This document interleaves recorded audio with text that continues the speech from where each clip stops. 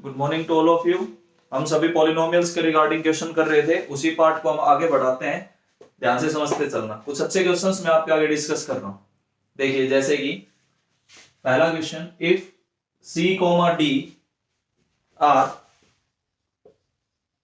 Zeros of x square minus 10ax minus 11b, if c comma d are zeros of x square minus 10ax minus 11b and a comma b are zeros of x square minus 10cx minus 11d,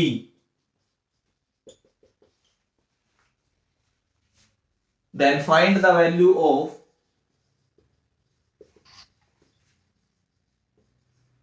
a plus b plus c plus d। ध्यान से इस question को पढ़ो। If c comma d are the zeros of x square minus 10ax minus 11b and a comma b are the zeros of x square minus 10cx minus 11d, then find the value of a plus b plus c plus d। इन सभी का summation बताना है। अगर c coma d उसके zeros और a coma b इसके zeros हैं तो देखिए करना कैसे होगा वो सुनते चलना। आपके पास जो पहला पॉलिनोमियल है उसको मैं f ऑफ x मान लेता हूं, x square minus 10ax minus 11b। आपके पास ये पहला पॉलिनोमियल है, ठीक है। इसके जो रूट्स हैं वो c कोमा d गिवन है।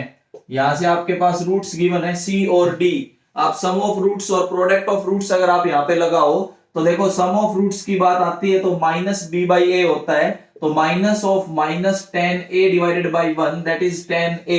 इसका मतलब आपके पास c प्लस d की वैल्यू 10a के इक्वल आती है सम ऑफ रूट्स के हिसाब से, ठीक है। अगर आप प्रोडक्ट ऑफ रूट्स की बात करें तो c इंटू डी ये आएगा minus 11b constant term divided by coefficient of x square, तो ये माइनस 11b आएगा। यहां से आपके पास पहले पॉलिनोमियल से सम ऑफ रूट्स और प्रोडक्ट ऑफ रूट्स की कुछ कंडीशंस आती हैं। इसके बाद आप जो दूसरा पॉलिनोमियल है g ऑफ x पॉलिनोमियल को अगर हम लेके चलें तो आपके पास है x square minus 10cx minus 11d। ये आपके पास एक दूसरा पॉलिनोमियल है जिसके रूट्स गिवन है a और b। अब यहां पे अगर मैं सम ऑफ रूट्स लगाऊं तो ये आएगा minus of minus 10c divided by 1 that is 10c। इसका मतलब a प्लस बी आपके पास 10c आता है, और अगर मैं a इंटू बी फाइंड करूं तो वो माइनस 11d आता है। एक बार आप यहां तक समझो। Sum of roots product of roots पहले पॉलिनोमियल में लगा दिए, sum of roots product of roots दूसरे पॉलिनोमियल में लगा दिए। दो अलग अलग पॉलिनोमियल गिवन है। यहां तक आवाज क्लियर है? बिल्कुल बोर्ड क्लियर है? Raise your hand.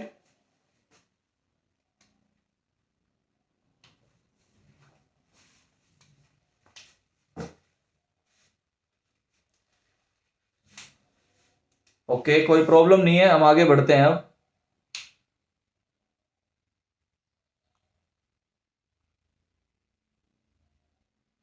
आगे सुनिए, नोट आप जरूर करते चलना, ठीक है। ये आपके पास sum of roots product of roots से आपके पास दो कंडीशंस यहां से आती हैं, दो कंडीशंस यहां से आती हैं। अब हम इसको थोड़ा सा और आगे सॉल्व करते हैं। देखो कैसे, मैं इसको लिख लेता हूं, equation number 1, equation number 2, equation number 3 और इक्वेशन नंबर 4। आपके पास चार इक्वेशंस आती हैं, c प्लस डी, सी इंटू डी, ए प्लस बी, ए इंटू बी। आगे देखिए, अब आप इसको अगर मैं मिटा के अब आगे बढ़ता हूं,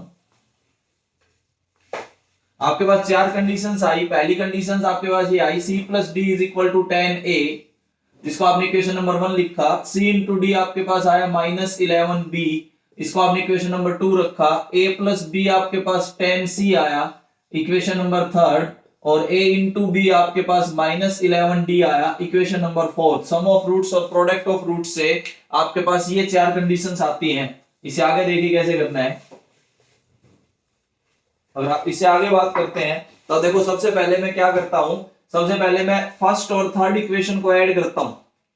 अगर आप फर्स्ट और थर्ड इक्वेशन को ऐड करोगे तो फर्स्ट और थर्ड इक्वेशन को ऐड करने पे देखिए क्या आता है, a plus B plus C plus d. LHS तो ये बनेगा, अगर आप RHS देखो तो 10 कॉमन लेके आपके पास A प्लस सी बन रहा होगा। ठीक है, ये आपके पास एक नई कंडीशन आती है क्योंकि हमें इसी का सम चाहिए, A plus B plus C plus d. अगर इसी का सम फाइंड करना है तो इसका मतलब हम A प्लस सी अगर फाइंड कर जाए और A प्लस सी को अगर मैं 10 से मल्टीप्लाई कर दूं तो हमारे पास रिक्वायर्ड आंसर आएगा। इसको इक्वेशन नंबर मैं 5th मान के चलता हूं। अब हमारा मेन काम रहेगा कि A प्लस सी कैसे फाइंड किया जाए। अब देखो अगला स्टेप हम क्या करते हैं, सेकंड और फोर्थ इक्वेशन को मल्टीप्लाई कर देते हैं। पहले फर्स्ट और थर्ड को ऐड किया था, अब मैं सेकंड और फोर्थ इक्वेशन को मल्टीप्लाई कर रहा हूं। अब देखो यहाँ पे क्या आएगा, c into D into A into B minus 11 B minus 11 D. B और डी कैंसिल हो जाएंगे, आपके पास a इंटू सी आएगा। a इंटू सी की वैल्यू 121 आ रही होगी यहाँ से। अगर आप इसको सोल्व करते हैं तो a into c is equal to 121, ये आपके पास एक रिजल्ट आता है। जो चार इक्वेशंस आपने बनाई है उसी के हिसाब से मैं आगे सोल्व करता चल रहा हूं। ठीक है, आगे सुनिए। अब नाउ अब हम किसकी बात करते हैं, हमारे पास एक रिजल्ट था अभी क्या, C प्लस डी आपके पास था 10a। मैं वो कंसिडर करके चलता हूं दोबारा से कि C प्लस डी की वैल्यू 10a है। ठीक है, मैं दोनों साइड C से मल्टीप्लाई करता हूं, मल्टीप्लाई बाई C, तो आपके पास आएगा c square plus d c is equal to 10ac। अब ac की वैल्यू हमारे पास आई थी अभी 121, तो c square plus d square is equal to 1210। आपके पास एक कंडीशन आ जाती है यहां से कि c square plus d c is equal to 1210। यहां तक आप पहुंचते हैं, इसे आगे सुनते चलेंगे। अब एक और बात, c और d की मल्टीप्लीकेशन आपके पास आई थी माइनस 11b, ये यहां पे रिप्लेस कर सकते हो, तो आपके पास आएगा c square minus 11b is equal to 1210। आप कुछ ऐसा पहुंचोगे इस तरीके से। इसी तरीके से आपके पास एक और इक्वेशन है, दूसरी इक्वेशन थी a plus b is equal to 10c। इसको a से मल्टीप्लाई कर दो, a plus b is equal to 10c multiply by a। अगर आप a से इसको मल्टीप्लाई करके चलते हैं तो we get a square plus a b is equal to 10ac। अब ab की जगह आप रख सकते हो माइनस 11d और इधर आ जाएगा 1210। ये आपके पास एक रिजल्ट आएगा। एक रिजल्ट आपके पास ये रहा था c स्क्वायर माइनस 11b, इसको मैं इक्वेशन नंबर 6 मानता हूं, इसको मैं इक्वेशन नंबर 7 लेता हूं। क्लियर है यहां तक? ठीक है, इसके बाद हम क्या करेंगे, आपके पास दो इक्वेशन आ गई, एक को आप आराम से, एक को 6th इक्वेशन और एक 7th इक्वेशन को आप आराम से देखो। c स्क्वायर माइनस 11b आया एक में, और एक में आपके पास आया a स्क्वायर माइनस 11d। अगर हम इसको आगे बढ़ाएं तो देखो अब हम क्या करेंगे, 7th इक्वेशन में से 6th इक्वेशन को सब्ट्रैक्ट करेंगे।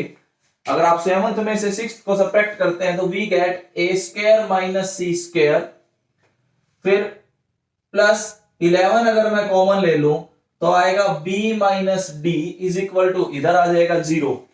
ये आपके पास एक रिजल्ट आता है। अगर मैं इसको RHS में भेज दूं तो we get a square minus c square is equal to 11 into D minus b. ये सब्ट्रैक्ट करने पे आपके पास ये रिजल्ट आता है। अब इधर आप जब देखोगे तो a plus b into A minus b लगा सकते हो, तो a plus C into A minus C is equal to 11 into D minus b. अब हमें चाहिए, एक्चुअल में हमें किस रिजल्ट पे जाना है, a प्लस सी। अगर a प्लस सी आ गया तो 5th इक्वेशन में मैं a प्लस सी की वैल्यू अगर रख दूंगा तो a प्लस सी रखते ही हमारे पास a plus B plus C plus d का आंसर आएगा। थोड़ा सा इस क्वेश्चन में घुमा, इस क्वेश्चन को ऐसे ही सोल्व करने का एक तरीका है, थोड़ा सा घुमाना पड़ता है इसके सॉल्यूशन को। ठीक है, कंसेप्ट वही है जो स्टार्टिंग में आपने 4 इक्वेशंस बनाई थी, उसी के हिसाब से आप a b c d के ऊपर जाओगे। वैल्यूज अलग अलग फाइंड नहीं करेंगे, हम डायरेक्ट a प्लस सी की वैल्यू फाइंड करेंगे और a प्लस सी की वैल्यू हम यहाँ रख के चलेंगे a plus B plus C plus d में। नोट जरूर करते चलना। ठीक है, इससे आगे देखो अब सोल्व करने का क्या तरीका रहेगा। इस इक्वेशन को मैं थोड़ी देर एज इट इज रखूं, ठीक है, इधर का आप सुनते चलना। आपके पास दो इक्वेशन थी, एक इक्वेशन थी a प्लस बी, एक इक्वेशन थी c प्लस डी। अगर मैं थर्ड में से फर्स्ट को घटा दूं, थर्ड में से फर्स्ट को घटाते हो तो a plus B minus C minus D is equal to 10 into C minus A, ये आता है। अगर मैं इस रिजल्ट को उधर भेजूं तो आपके पास d माइनस बी, अगर मैं d माइनस बी फाइंड करना चाहूं, ठीक है, तो आप देखिए आपके पास आएगा क्या, d minus b is equal to, अगर मैं इनको इधर लेके आता हूं तो 11a minus 11c is equal to D minus b, तो 11 common a minus C is equal to D minus b, ये रिजल्ट हमारे पास आता है। अब इस रिजल्ट को अगर मैं यहां पे रिप्लेस कर दूं तो आपके पास आंसर आएगा, देखिए क्या, अगर इस रिजल्ट को हम यहां पे रिप्लेस करते हैं तो we get a plus C into a minus C is equal to 11 into, जब d माइनस बी की बात आई तो d माइनस बी की जगह हमने क्या रख दिया, 11 इंटू a माइनस सी से a minus C cancel, we get a plus C is equal to 1 to 1। आप इस रिजल्ट को समझो एक बार कि आप जब सॉल्व करते हुए चल रहे थे, जब सब्ट्रैक्ट किया आपने दोनों पार्ट्स को, तो आप यहां पे पहुंचे थे a plus C into A minus C is equal to 11 into D minus B. उसके बाद क्या किया, थर्ड में से फर्स्ट इक्वेशन को सब्ट्रैक्ट किया, थर्ड में से फर्स्ट इक्वेशन सब्ट्रैक्ट करने पे we get 11 into A minus C is equal to D minus B.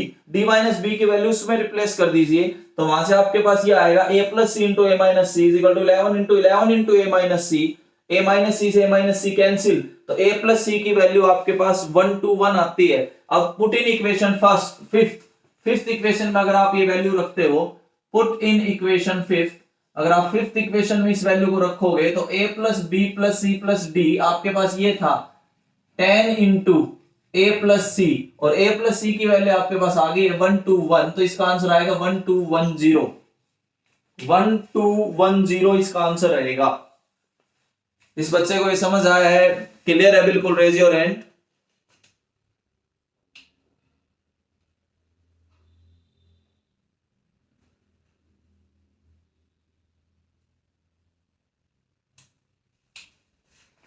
Note जरूर करते चलना।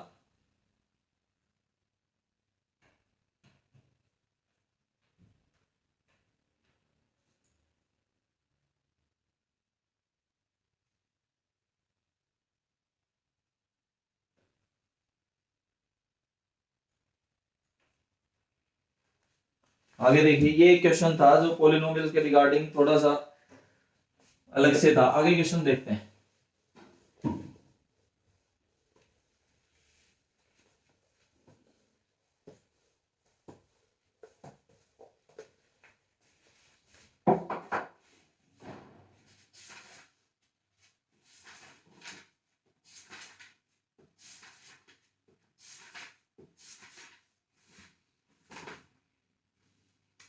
इफ, अगला क्वेश्चन समझना, f of 2x plus 1 by x is equal to x square plus 1 by 4x square plus 1, then find the value of f of x। आपने f of x की value बतानी है। अगर f of 2x plus 1 by x, अगर x square plus 1 by 4x square plus 1 है, तो आपने value बतानी है f of x की, कि f of x की वैल्यू क्या रहेगी। ये देखिए करना कैसे है, इसको ध्यान से समझते चलना। आपके पास फंक्शन के हिसाब से चलना है आपने। ये हमारे पास एक कंडीशन है, 2x plus 1 by x is equal to x square plus 1 by 4x square plus 1। मैं RHS को देख के चलता हूं। RHS में मैंने 4 कॉमन लिया। अगर आप RHS में 4 कॉमन लेते हो तो ये आएगा 4x स्क्वायर, या एक काम करो, आप RHS में 1 by 4 common low. 1 by 4 common लिया तो ये आएगा 4x square plus 1 by x square plus, अगर मैं 1 by 4 कॉमन लेता हूं तो इधर क्या बन रहा होगा 4। आप वापिस मल्टीप्लाई करके देखोगे तो आपको यही चीज नजर आ रही होगी। इसके बाद हमने क्या करना है, 1 by 4 इसको लिखना है 2x का स्क्वायर, इसको लिखना है x का square plus 2 into 2x into 1 by x, ये बनेगा 4e। थोड़ा सा रीराइट करते हुए चलना है। जो RHS उसमें से मैंने 1 बाई 4 कॉमन लिया, इस तरीके से लिख दिया, इसको इस तरीके से लिख दिया। अब ये जो ब्रैकेट के अंदर नजर आ रहा है ये आपके पास a प्लस बी का होल स्क्वायर है, तो f of 2x plus 1 by X is equal to 1 by 4 common 2x plus 1 by X का होल स्क्वायर, ये आपके पास आ गया। इसके बाद क्या करना है, late 2x plus 1 by x को अगर मैं t मान लूं तो आपके पास जो फंक्शन आया वो ये आ गया, f of t is equal to 1 by 4 T square. कुछ इस तरीके का फंक्शन बना। अब हमने क्या करना है, replace t by x, T को x से रिप्लेस कर दो, तो जो f ऑफ x की वैल्यू आएगी वो 1/4 x square is the answer. इस तरीके का क्वेश्चन होगा। f ऑफ x ये f of 2x plus 1/x given था, ठीक है। हम फाइंड क्या करना चाह रहे थे, f ऑफ x। अब f ऑफ x फाइंड करने के लिए हमने क्या किया, सबसे पहले हमने इसके RHS से 1/4 कॉमन लिया। 1/4 कॉमन लेने के बाद आपके पास ये बनता है 4x square plus 1/x square plus 4। इसको परफेक्ट होल स्क्वायर की तरह से लिख दिया। अब जो ब्रैकेट आपको नजर आ रहा है, ब्रैकेट आपका 2x प्लस 1/x का होल स्क्वायर है, ठीक है। अब अगर मैं इसको t मानूं तो ये इधर ft बना, तो इधर 1/4 t स्क्वायर बना। फिर हमने क्या करना है कि t को डायरेक्ट रिप्लेस करना है किससे, x से, तो आपके पास f ऑफ x आएगा क्या, 1/4 x स्क्वायर। ये आपके पास आंसर रहेगा। क्लियर है, सभी बच्चों को समझ आ रहा है? Raise your hand.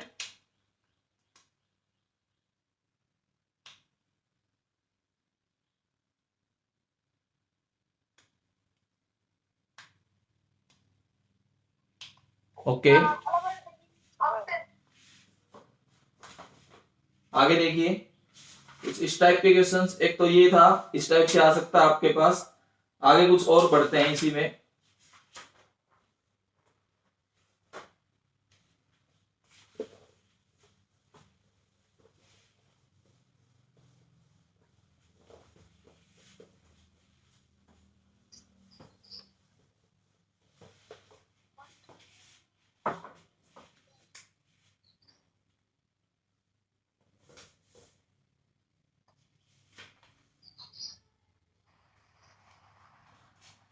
If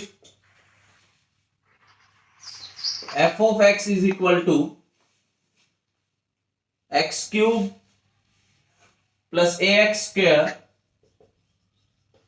plus bx plus c, if f of x is equal to x cube plus ax square plus bx plus c and conditions और given है, f of 1 is equal to f of 2 is equal to 0 and f of 4 is equal to f of 0।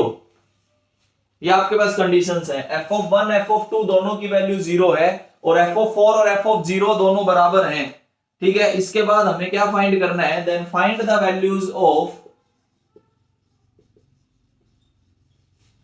a b c। a b c की आपने values find करनी है। जो आपको unknowns दिए गए हैं उनकी वैल्यू बतानी है। ये क्यूबिक पॉलिनोमियल है, f of x is equal to X cube plus ax square plus bx plus c। अगर मैं f of 1 और f of 2 दोनों की वैल्यू को 0 लूं और f of 4 is equal to f of 0 लूं, तो बताइए a b और c की वैल्यूज क्या क्या होंगी। इसको देखो कैसे करना है। आपके पास एक पॉलिनोमियल गिवन है, f of x is equal to X cube plus ax square plus bx plus c। ये आपके पास एक पॉलिनोमियल गिवन है, ठीक है। इस पॉलिनोमियल को लेके कुछ कंडीशंस पे बात करते हैं। पहला केस, फर्स्ट केस, अगर मैं x को 1 रख दूं तो इसने बोला है कि f of 1 की वैल्यू 0 होगी। तो अगर आप इसमें x को 1 रखते हैं तो f of 1 is equal to, इधर क्या आएगा, 1 का क्यूब प्लस a इंटू 1 का square plus b into 1 plus c। जहां जहां आपको x नजर आ रहा था उस जगह पे मैंने 1 रख दिया। अब f of 1 की वैल्यू तो 0 है, इधर से आएगा 1 plus a plus b plus c। आपके पास एक कंडीशन आई, a plus b plus c is equal to -1। ये x को 1 रखने पे आप इस कंडीशन पे पहुंचे हो। सेकंड केस, आप दूसरे केस पे जब आप चलोगे, सेकंड केस में उसने ये बोला है कि f of 2 b क्या है, 0 है। जैसे हमने x को 1 रखा था वैसे अब हम x को 2 रखेंगे।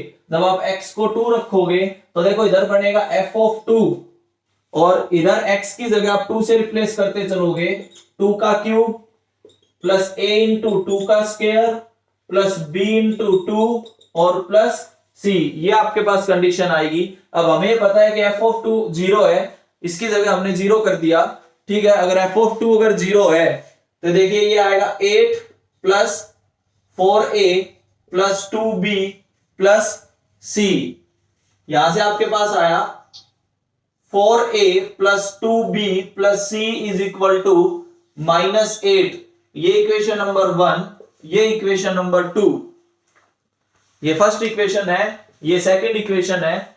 या जब आपने x को 1 रखा तो पॉलिनोमियल में x को 1 रख दिया, तो f ऑफ 1 की जगह 0 रख दिया। फिर जब आपने x को 2 रखा तो पॉलिनोमियल में f ऑफ 2 आ गया, f ऑफ 2 की जगह हमने क्या कर दिया, 0 कर दिया। ऐसा यहाँ पे दिया गया f of 1 is equal to f of 2 is equal to 0। इसके बाद देखिए यहाँ पे कंडीशन आई a plus B plus C is equal to -1, और यहाँ पे कंडीशन आई 4a plus 2b plus C is equal to -8। यहां तक कोई डाउट है या क्लियर है? Raise your hand. जिसको समझ आ रहा है रेज योर हैंड।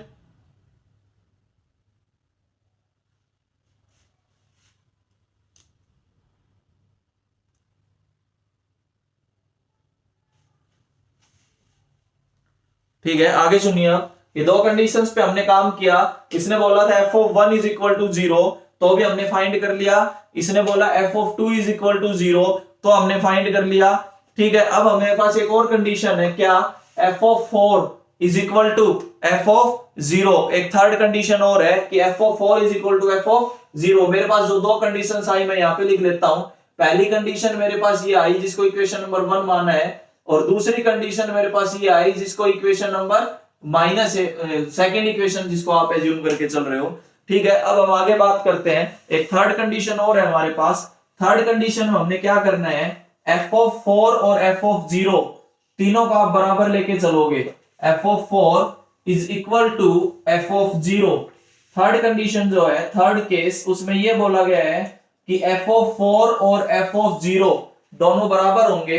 ठीक है, अब f ऑफ 4 और f ऑफ 0 बराबर है, तो एक बार x की जगह 4 रखो, तो आपके पास आएगा 4 का क्यूब प्लस a इंटू 4 का square plus b into 4 plus c is equal to RHS में एक बार x की जगह 0 रख दो, तो यहाँ पे भी 0, यहाँ पे भी 0, यहाँ पे भी 0, और यहाँ क्या आएगा आपके पास, c आएगा।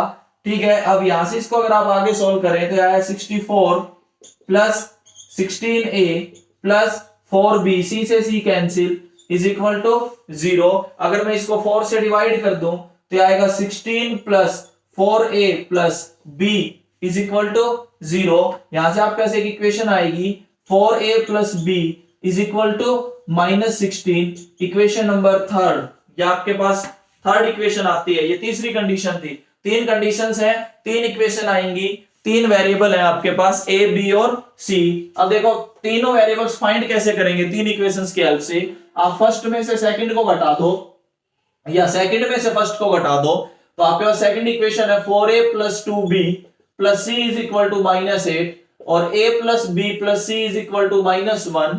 अगर मैं इसको सब्ट्रैक्ट करूं तो यहाँ माइनस, यहाँ माइनस, यहाँ माइनस, यहाँ प्लस, ये c कैंसिल, आपके पास आया 3a plus b is equal to -7। एक कंडीशन ये बनती है, इसको इक्वेशन नंबर 4 माना। अब हम क्या करेंगे, थर्ड में से 4 को सब्ट्रैक्ट करेंगे। थर्ड इक्वेशन है हमारे पास 4a plus b is equal to -16 और ये है 3a plus b is equal to -7। अगर मैं माइनस माइनस प्लस कर दूं, ये आपके पास कैंसिल, a की वैल्यू आपके पास क्या आ जाती है, -9। यहां तक देखते चलें, a इज इक्वल टू आपके पास -9 आ जाता है सोल्व करने पे। a आने के बाद अब b और c दोनों आएंगे। किस तरीके से आएंगे, put in equation third, a की वैल्यू हम थर्ड इक्वेशन में रख देते हैं, तो आपके पास आएगा -36 plus b is equal to -16। We get b is equal to 20। a आया था -9, b आपके पास आया 20 फ्रॉम इक्वेशन फर्स्ट। अब जो पहली इक्वेशन आई थी उसको देखो, a की जगह -9 रखा, फिर 20 रखा, फिर c इज इक्वल टू -1, इधर आया 11 plus c is equal to -1, c की वैल्यू -12।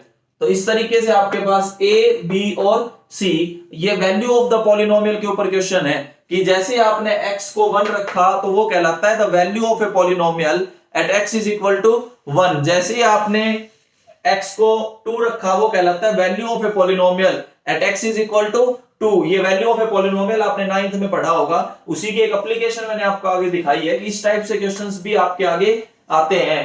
समझ आ रहा है, क्लियर है, बोर्ड क्लियर है, साउंड क्लियर है, रेज योर हैंड।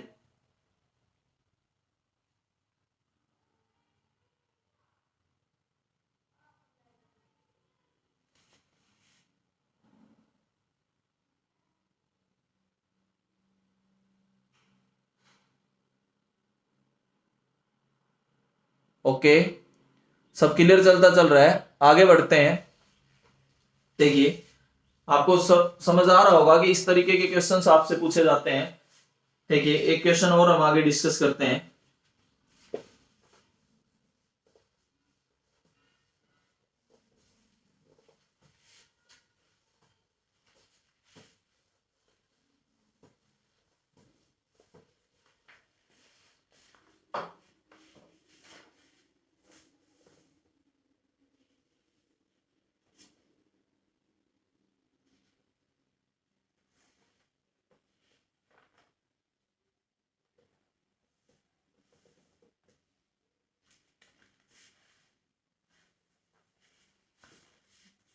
नोट जरूर करते चलना है सभी ने। अगले क्वेश्चन की हम बात करेंगे। देखिए if alpha beta 0, if alpha beta gamma are zeros of, alpha beta gamma आपके जीरोज हैं किसके, ऑफ पॉलिनोमियल, एक पॉलिनोमियल गिवन है F of X is equal to X cube minus 3x plus 11। ये आपके पास एक पॉलिनोमियल गिवन है जिसके रूट्स हैं alpha beta gamma, then find the polynomial whose roots are, जिसके रूट्स होंगे अल्फा प्लस बीटा,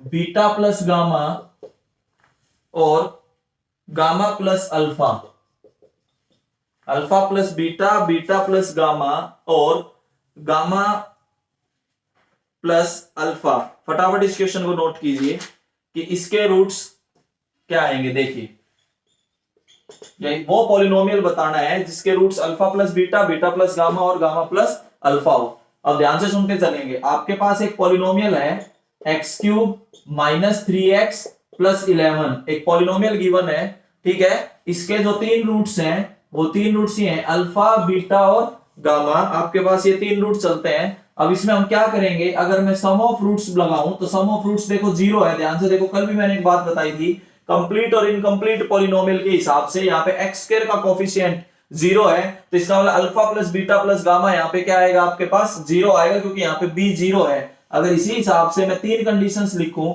तो अल्फा प्लस बीटा जहां भी नजर आ रहा होगा उसकी जगह माइनस गामा रखेंगे, अल्फा प्लस गामा जहां भी नजर आ रहा होगा उसकी जगह हम माइनस बीटा रखेंगे, और alpha plus beta gamma plus beta या बीटा प्लस गामा जहां नजर आ रहा होगा उसकी जगह हम क्या रखेंगे, माइनस अल्फा, क्योंकि alpha plus beta plus gamma की वैल्यू जीरो है, क्योंकि यहाँ पे एक्स स्क्वायर का कोफिशिएंट जीरो है। यहाँ जो पिछले कल जो कंसेप्ट था उसी पे हम थोड़ा सा आगे बढ़े, ठीक है। इसके बाद हम क्या करेंगे, alpha into beta into gamma अगर आप फाइंड करना चाहो तो इसी से alpha beta gamma, alpha beta gamma क्या होता है माइनस डी बाई ए, तो मतलब माइनस 11 डिवाइडेड बाई 1, तो ये आपके पास माइनस 11 आता है। नाउ जो रिक्वायर्ड पॉलिनोमियल है, रिक्वायर्ड पॉलिनोमियल के तीन रूट्स देखो, पहला रूट था अल्फा प्लस बीटा, दूसरा था बीटा प्लस गामा, तीसरा था गामा प्लस अल्फा। इसका मतलब ये तो किसके इक्वल आ गया, माइनस गामा। इसका दूसरा रूट किसके इक्वल आ गया, माइनस अल्फा। तीसरा रूट किसके इक्वल आ गया, माइनस बीटा।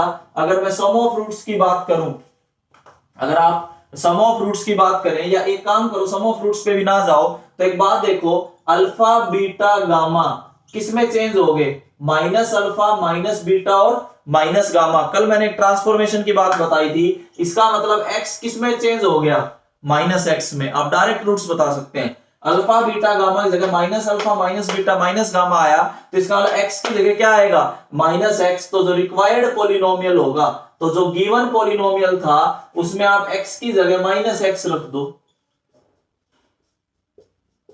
यहाँ पे क्या आएगा, x cube minus plus 3x plus 11। या हो सकता है इसका ऑप्शन कुछ इस तरीके से भी मिले कि माइनस बार कॉमन लेके x cube minus 3x minus 11, तो ये भी इसका आंसर हो सकता है। तो आप डायरेक्ट ट्रांसफॉर्मेशन लगाओगे इस केस में कि एक्स क्यूब x से रिप्लेस कर दिया माइनस x में, क्योंकि अल्फा रिप्लेस हो रहा था माइनस अल्फा से, बीटा रिप्लेस हो रहा था माइनस बीटा से, और गामा रिप्लेस हो रहा था माइनस गामा से। आगे के जो क्वेश्चंस होंगे वो हम आगे डिस्कस करेंगे नेक्स्ट वीडियो में।